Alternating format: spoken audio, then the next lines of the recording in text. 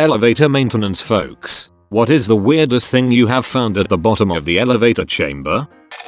Well, over 1,500 tax returns at the bottom of the ATO's North Brisbane office elevator shaft. Bloody hell. Were you sent there to retrieve them? Or did some drongo just lose them and thought no one will find them anyway? Also, were they ATUCs, MyGov printouts, or the old paper submitted ones? This is going back quite a few years, when I think ATO employees were doing favors for people. At one time the system was so full of holes, employees could do all sorts of things they shouldn't have without fear of being caught. My dad was an elevator mechanic for about 15 years. He had a very dark sense of humor and would come home with some of the craziest stories. For example, anytime he was in an elevator, he would shake it a little or tap on the displays or buttons and go, "Yep. Total piece of crap. Inferior piece of crap." And I think he mostly did it to freak people out. One of my favorites. He got a call that someone was hearing weird noises from the elevator.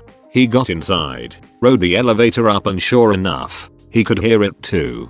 For half a second he thought it was a baby crying and realized it was a cat. When he got to a certain floor, he could hear this sad meowing.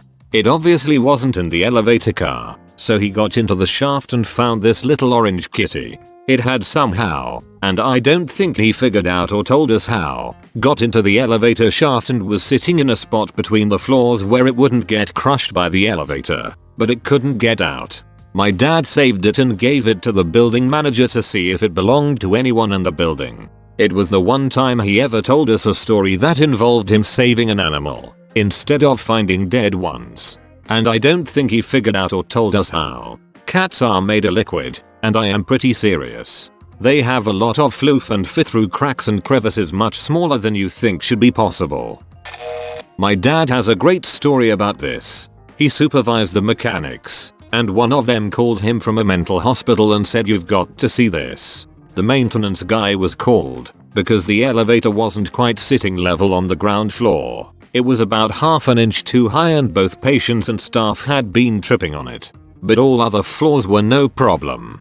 My dad arrived to find the maintenance guy cackling, looking into the bottom of the shaft. There were probably tens of thousands of magazines down there. They had to get a bunch of shovels, a small crew, and a rolling dumpster to clear it out. When it was all done, my dad decided to stay behind and pretend to read a newspaper while he sat in the lobby. After about half an hour, he sees an elderly patient holding a magazine, shuffling slowly toward the elevator. He stops in front of the doors, glances left, glances right, and quickly stoops down, slides the magazine into the gap, and shuffles away as fast as he can with a huge grin on his face. My dad could not help but laugh hysterically. This guy had probably been sliding magazines in there multiple times per day, every day, for decades. I should ask him whether he reported it or let the guy have his fun. Wouldn't surprise me if my dad went with the latter. 10,000 magazines? Whoa, this guy sure must have had a lot of time. A ton of issues as well. The nerve of some people. As a psychiatrist, I've become fairly desensitized to weird patient actions. But I appreciate this story for how long this patient was doing this. Usually the passive aggressive stuff goes away quickly, but this man sounds resilient as frick. Imagine what he could have done without getting served a bad genetic hand. Our team dropped a steel anal dilator down the dumbwaiter shaft by mistake. When the technician came down and grabbed it off the floor, I'll never forget the look on his face when I told him, "We need that up here, it's got to go in someone's ass soon." It was priceless. I am a technician for a hospital. Dealing with rectal surgical tools is very normal. That pool dilator. It got away for a minute. Thought it was finally leaving that wretched life behind. Next thing it knows, it's lying at the bottom of a filthy dumbwaiter shaft. And just when it's starting to get used to that, thinking not much of a view, but a lot roomier than I'm used to, along comes the elevator tech and it's back to the old day in, day out. It must have done something really bad in a previous life. I bet it was Roy Cohn.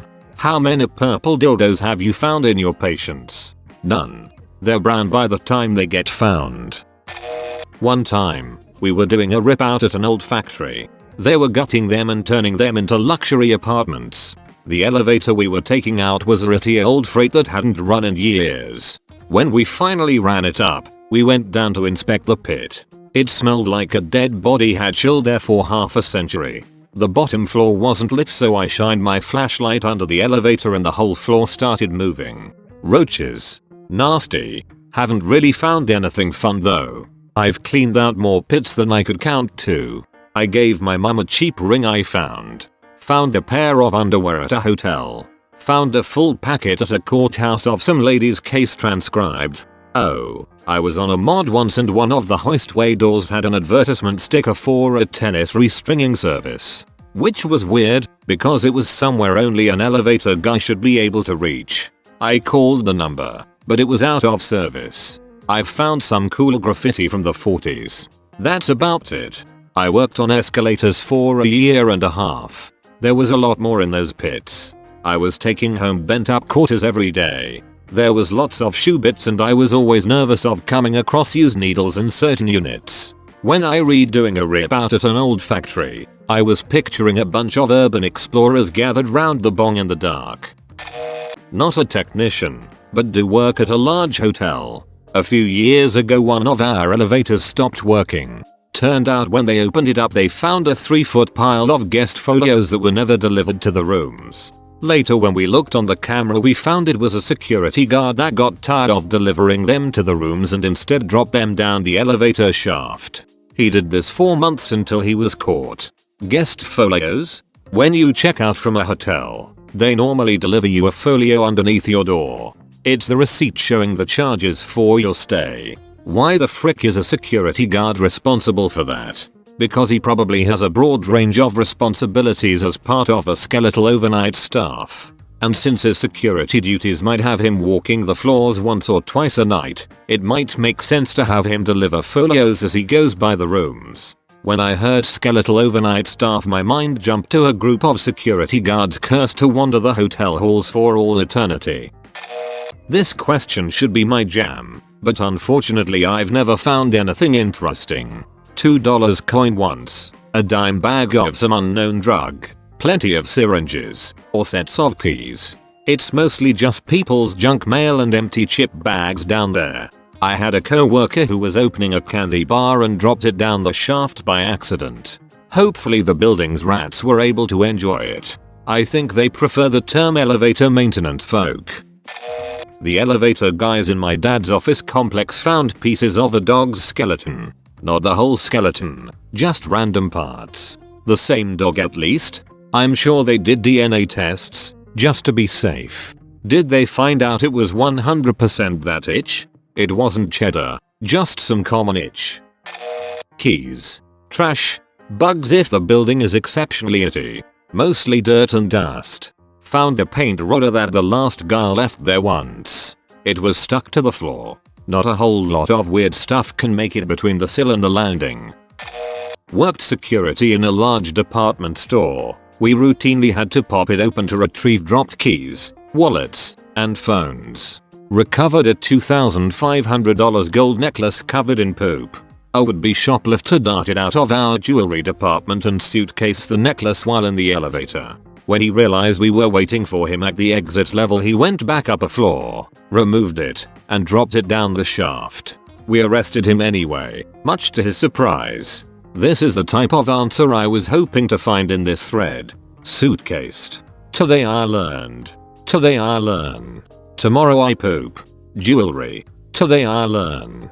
Tomorrow I suitcase. Thursday I drop it down a shaft. Friday I'm in love. At a place where my wife used to work. A body. There was a crash from the elevator area. The boss went to see what it was. Came back white as a sheet and said do not go out there. 2 maintenance guys had been working on the elevator. One was in the bottom of the shaft and the other one made one small error. But I'm guessing the single most unusual item ever found at the bottom of an elevator shaft was a Wright R2600 aircraft engine on the 28th of July, 1945 in the Empire State Building. I used to work at an old 22-story building that had the first automated elevator system in our state. The idea was, In order to control the flow of people in the lobby, you'd push the button for your floor and the elevator would tell you which one to get on. The elevators would make sure the crowd spread out over the big lobby. Anyway, it was the first time I'd ever seen the auto open eyes used. 2. I worked on the executive floor, where long-winded executives would often stop me as I was leaving. I got used to passing my hand through the doors to break the eye and hold the doors open. You guessed it, my left hand didn't trip the eye. The doors closed on my hand, which was prevented from closing completely because of my heavy engagement and wedding rings. Crushed the whole mess and lost a 2 diamond 22 stories below. My hand was only bruised. Thank goodness for a safety shutoff. I like to think that someday, someone will find a tiny treasure. Not an elevator repair person, but you would be shocked by the number of nurses that drop their keys down the shaft. 20 stories up and 2 buildings away from the parking garage, and they already had their keys in their hand. I had to call maintenance all the time for retrieval. Not a nurse, but I work for them, totally unrelated to my comment.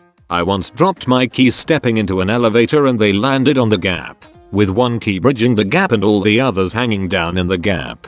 Let me tell you, I reached down and grabbed them most gingerly. I used to keep my work security pass in the card holder in my wallet. Once, my friend bumped me as we were getting out the lift and the same thing happened. It landed straight across the gap. All those years of playing Operation finally get to pay off sooner or later, lol.